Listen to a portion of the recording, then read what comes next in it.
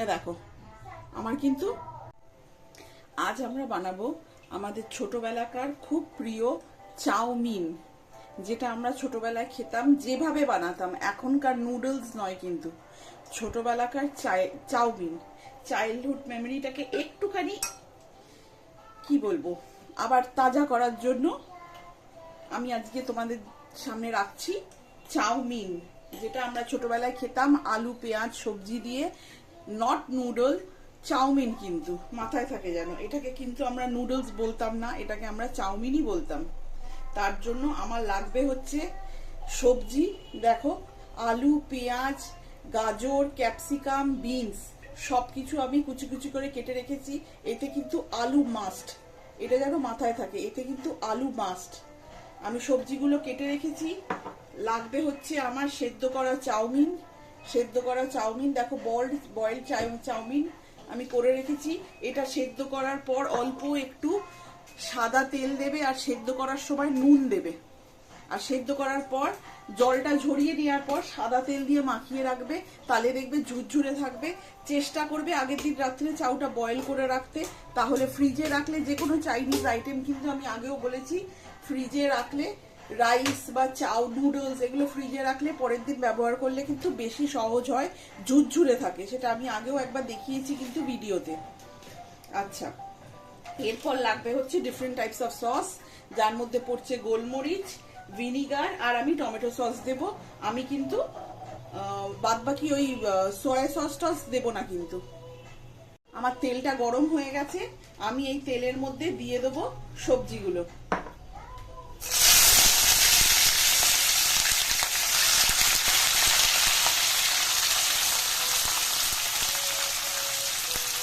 আমি সবজিগুলো দিয়ে অল্প একটুখানি নুন দেব, নিয়ে এটাকে ভালো করে নাড়বো।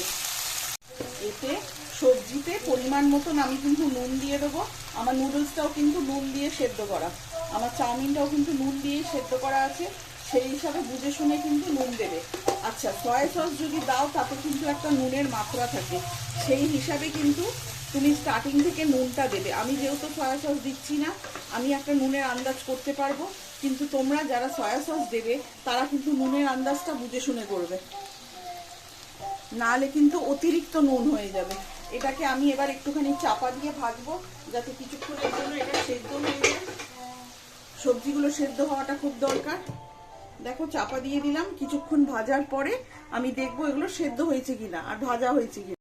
আমি এবার চেক করে নেবো, দেখো আমার সবজিগুলো সেদ্ধ হয়েছে কিনা। আমার সবজি কিন্তু সেদ্ধ হয়ে গেছে। একটা আলু ভেঙেই বুঝতে পারবে আলুটা মোটা করে কাটা হয়েছে। আলু যদি সেদ্ধ হয়ে যায়, বাদ বাকি সবজি তো অবশ্যই ভাবে সেদ্ধ হয়ে যাবে। দেখো, আমার সবজি মোটামুটি সেদ্ধ হয়ে গেছে। এবার এর উপর আমি একটুখানি জায়গা বানাবো, নিয়ে আমাদের সবার ছোটবেলাকার ফেভারিট, এখন কজনের ফেভারিট আমি জানি না, ডিম। একটা ডিম ফাটিয়ে আমি দিয়ে দিলাম।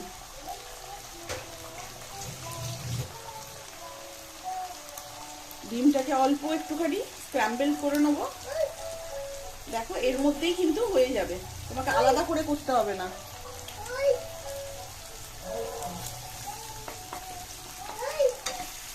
দেখো, এর মধ্যেই কিন্তু আমি করে নিলাম, আমি কিন্তু আলাদা করে করলাম না। ছোটবেলায় মনে হয় না চট করে খুব আলাদা করে করা হতো, অনেকটা চাউ করা হতো, তাতে একটাই ডিম দেওয়া হতো। অ্যাকর্ডিং টু আমার এক্সপিরিয়েন্স, আমি বলতে পারবো না তোমাদের। ছোটবেলায় পেট গরমের অনেক কথাবার্তা থাকতো, আমিও সেই জন্য একটাই ডিম দিলাম। এটাকে আমি এবার ভালো করে একটুখানি নেড়ে নেবো, একটু আইটেমটা ফ্রাইড হয়ে যাবে। তারপর আমি কিন্তু এতে গোলমরিচটা আগে দেবো।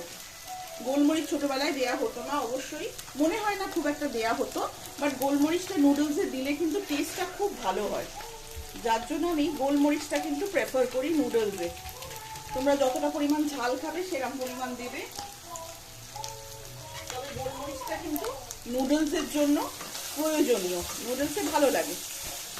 দেখো, যতই ছোটবেলাকার করি, একটু তো আমাদের টেস্ট পাল্টেছে, একটু তো এখনকার মতন করতে হবে, না হলে কেউই খাবে না। কিছু নতুন টাচ তোমাকে দিতেই হবে। এবার এর মধ্যে আমি দিয়ে দেবো নুডলসটাকে বা চাউমিন, যাই বলো না কেন। যতটা প্রয়োজন মনে হবে চাউমিন দিয়ে দেবে।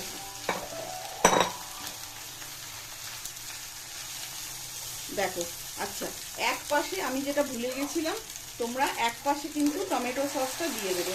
টমেটো সসটা কেন এক পাশে দেবে? চাউমিনের উপর দিলে না মেশাতে অসুবিধে হবে, চাউমিনের উপর দিয়ে দিলে মেশাতে অসুবিধে হবে।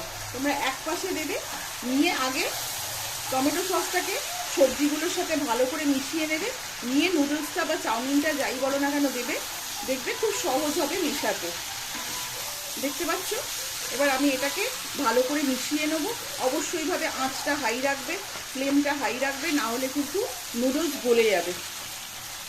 দেখো, আমার কিন্তু নুডলস মিক্স হয়ে গেছে। সিম্পল খুন্তি দিয়ে মিক্স করেছি, কোনো রকম অন্য কিছু দিইনি কিন্তু আমি সিম্পল খুন্তি দিয়ে মিক্স করেছি। আঁচটাকে বাড়িয়ে রাখবে, তাহলে নুডলস গলে যাবে না বা স্ম্যাশি হয়ে যাবে না, মানে ক্যাটক্যাটে হয়ে যাবে না, সুন্দর থাকবে, দেখবে ঝুরঝুরে থাকবে। আঁচটাকে সবসময় বাড়িয়ে, চাইনিজ আইটেম কিন্তু সবসময় হাই ফ্লেমে করা উচিত। আচ্ছা, এইটা হয়ে গেল। এইবার ফিনিশিং টাচে আমি দেবো হচ্ছে ভিনিগার। যদি তোমাদের ভিনিগার ইচ্ছে করে খেতে তাহলেই দেবে, না হলে কিন্তু দেবে না। খুব সিম্পল একটা রেসিপি, সবাই জানে, সবাই খেয়েছে, স্টিল আমি দেখালাম মেমোরিটাকে রিফ্রেশ করার জন্য। অনেকেই যারা অনেক দিন করোনি তারা তাহলে করতে পারবে, যে একবার করে দেখি, সেই জন্যই দেয়া, এর বাইরে কিন্তু আর কোনো কারণ নেই। আচ্ছা, আমি অল্প একটু ভিনিগার ছড়িয়ে দিলাম। অল্প ভিনিগার দেবে, বেশি দেবে না, বেশি টক টক হয়ে গেলে ভালো লাগবে না। সয়া সস দিলে কিন্তু ওর মধ্যে ইটসেলফ একটা টকো ভাব আছে, বুঝে শুনে কিন্তু দেবে যখন সয়া সস দেবে। আমি যেহেতু সয়া সস দিয়ে দেখাইনি, সেই জন্য আমি তোমাদের মেনশন করে দিচ্ছি বারবার। আমার নুডলস, চাউমিন যাই বলো না কেন তৈরি হয়ে গেছে। এবার আমি এটাকে সার্ভ করে দেখাচ্ছি কেরাম লাগবে।